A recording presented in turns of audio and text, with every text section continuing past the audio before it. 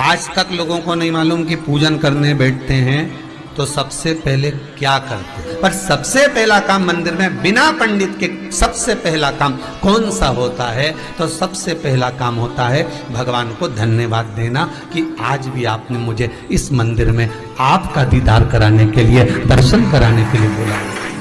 अगर पंडित साथ में होगा तो पहले वो मंत्र बोलेगा, स्वस्ति वाचन करेगा। स्वस्ति वाचन करने में उसको अर्थात भगवान के लिए भी प्रसन्नता और आपके लिए भी, पर आपके पास कोई ब्राह्मण नहीं, आपको कोई स्तुति नहीं आती, आपको कोई मंत्र नहीं आता, आपको कोई साधना नहीं आती, आपको कोई तप नहीं आता, पर आप इतना तो कर सकते हो कि भगवान के मंदिर में जाकर उनको धन्यवाद दे सकते हो कि तेरी कृपा है जो मुझे चलकर यहां तक बुला लिया, 2 कदम चलाया, यहां तक बुलाया, ये तेरी कृपा है। और बड़ी कृपा करी जो डलिया भर के पूजन का सामान भी लाई, बड़ी कृपा करी जो दूध भरकर भी लाई, बड़ी कृपा करी जो कलश भरकर भी लाई। कितने लोगों का फायदा है कलश भरकर मंदिर ले जाने में? देखिए जरा कितने लोगों का फायदा। हिंदू धर्म में विष्णु पुराण में, पद्म पुराण में लिखा है, सौभाग्यवती नारी जब भरा हुआ पानी का लोटा लेकर कलश लेकर जाती है और उसको देखकर कोई व्यक्ति निकल कर चले जाता है तो जिस काम के लिए जाता है वो काम सफल हो जाता है। मंदिर का ही लोटा, मंदिर का ही पानी, सिर पे पल्लू लेके हर हर महादेव बस शिव जी के चढ़ा रही और इतने प्रेम से रिझा रही। अब फ्री का पानी था तो एक लोटे में मन भी नहीं माना। अरे करा तो भगवान के सम्मुख में पहुंचकर अगर आप जल का पात्र भी लेकर जा रहे हो, भरा हुआ लेकर जा रहे हो, तो कितनी प्रसन्नता की बात। हिंदू धर्म की रीति है, जिस पात्र को हम जल चढ़ाने लेकर जाते हैं उस पात्र में भगवान के चरणों का जल लाते हैं, खाली पात्र नहीं लाते। क्या लाते हैं? भगवान के चरणों का जल। उस चरणोदक को लेकर आए, घर में रखा, सबने अपने नैनों में लगाया, हृदय में लगाया, चित्तवृत्ति में लगाया। खाली पात्र हम लेकर वापस नहीं आ रहे हैं। शिव मंदिर में जब जब जाओ, जल चढ़ाने के लिए जाओ, पात्र तुमने शंकर जी को पूरा पानी चढ़ा भी दिया तो शंकर के चरणारविंद का थोड़ा सा जल पात्र में डाल के भले 2 बूंद लाओ, 4 बूंद लाओ, इतना सा लाओ, पर लाओ और उसको पूरे परिवार के नेत्रों में जब लेकर आए हो चरणोदक तो लगाओ। पर खाली पात्र नहीं लेकर आना। खाली पात्र लाने में ध्यान दीजिए, जब आप पूरा जल समर्पित कर देते हैं, जल समर्पित भी पूरा करना है, भगवान को चढ़ा रहे हो तो पूरा समर्पण होना चाहिए, पूर्ण समर्पण। इसलिए शंकर भगवान को अधूरा समर्पण नहीं, इसलिए श्रीफल भी पूर्ण चढ़ता है। शंकर जी के मंदिर में श्रीफल नहीं फूटता, पूर्ण श्रीफल। बेलपत्री भी पूरी, चावल का दाना भी चढ़ेगा तो आखा, फल भी चढ़ेगा तो आखा, फूल भी चढ़ेगा तो आखा। भगवान को कोई चीज खंडित नहीं चढ़ती, शिव जी को जल भी चढ़ेगा तो पूर्ण।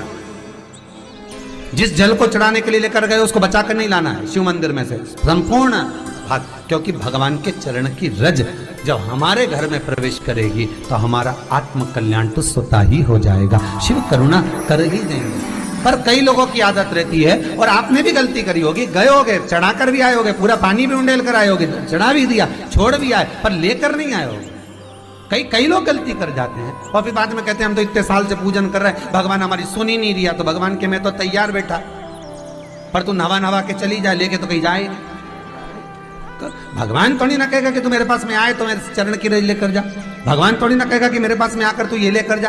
भगवान तो कहेगा मेरे पास में आया है, मांगना कुछ मत, बस मुझे जो स्नान कराया है मेरा चरणोदक लेकर जा, छीट दे पूरे घर में, संपदा भरना मेरा काम है।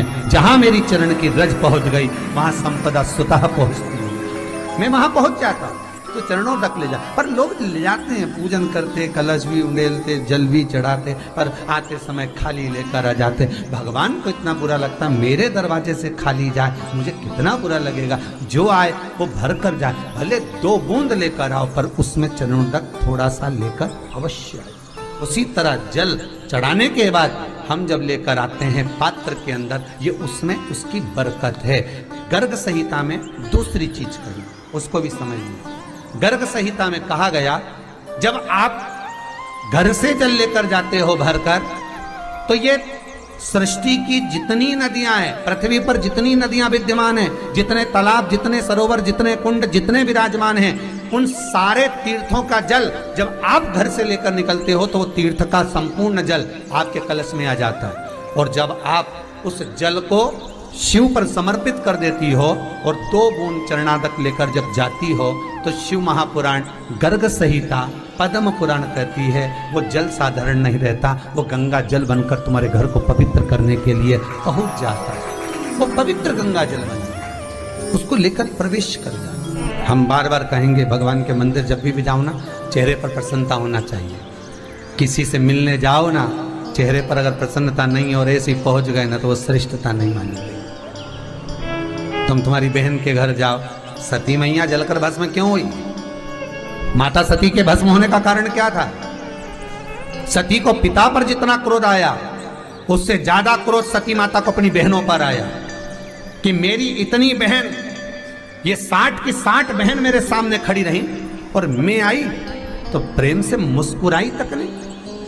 आप किसी के यहाँ जाओ और कोई के यहाँ पहुंचे और जाते से आप उस पहुंचे और कहा जी जी राधे राधे, जय श्री कृष्णा, हर हर महादेव, श्री शिवाय नमस्तुभ्यम, ओम नमः शिवाय, आपने बोला और उसके चेहरे पर प्रसन्नता नहीं आया तो ऐसे घर में जाने से कोई फायदा है क्या? और आप किसी के यहाँ जा रहे हो तो आपके चेहरे पर भी प्रसन्नता होना चाहिए, सामने वाले को तो हो, आपके भी चेहरे पर भी। मंदिर में जब जब जाएं, गुरु के दरवाजे पर जब जब जाएं, परमात्मा के चरणारविंद में जब जब जाएं, माता पिता के चरणों में जब जाएं, घर के बुजुर्गों के पास जब जाएं, तो तुम्हारे चेहरे पर प्रसन्नता होना चाहिए। भगवान को भी लगे दुख भले है इसको, पर चेहरे पर प्रसन्नता है, इसको अब दुख नहीं देना, क्योंकि